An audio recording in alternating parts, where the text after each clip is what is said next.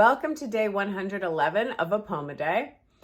Today's poem is entitled Everyday Wordplay, Keeping House. The day is getting away from me. I have been stopping and starting, completing a million minuscule tasks that have stacked up to the entirety of morning. Noon is hitting the clock, the sun out and up top. I'm trying not to become anxious from all the rotting pots of ideas stewing in the head, brewing themselves over, gurgling down the sides into pools of sticky mess. The stress of completing all the tasks in the 6 hours of allotted time per day to make myself something great is becoming a difficult trait to affect. Although my words are in bloom, my butt is beginning to assume the shape of this stool and muscles into soup, as the only movement looped into this crocheting of time is the tapping of fingertips on keys, their grasp around the teacup, and the mystery that I need more time, always more time in the day, because the tasks of motherhood, the shoulds of a homemaker's world, take precedent over the wants, desires, passion for enhancement of self.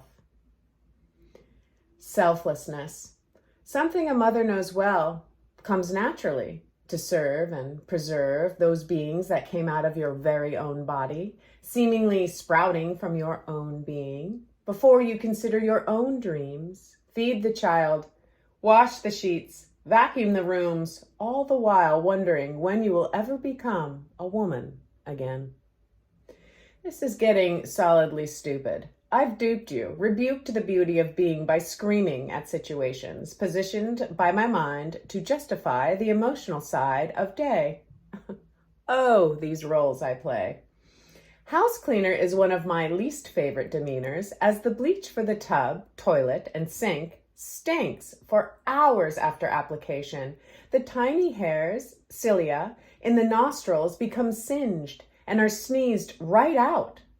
Death by tissue, which happens to be a similar end to dust, either by vacuum or ostrich feather to air, sneezing again, and casualty by tissue again ensues.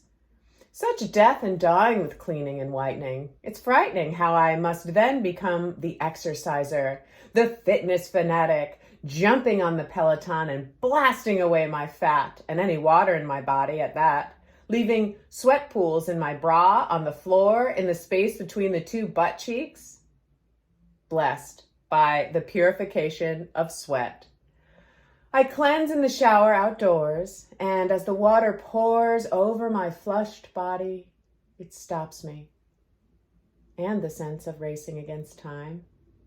For a moment, I am here.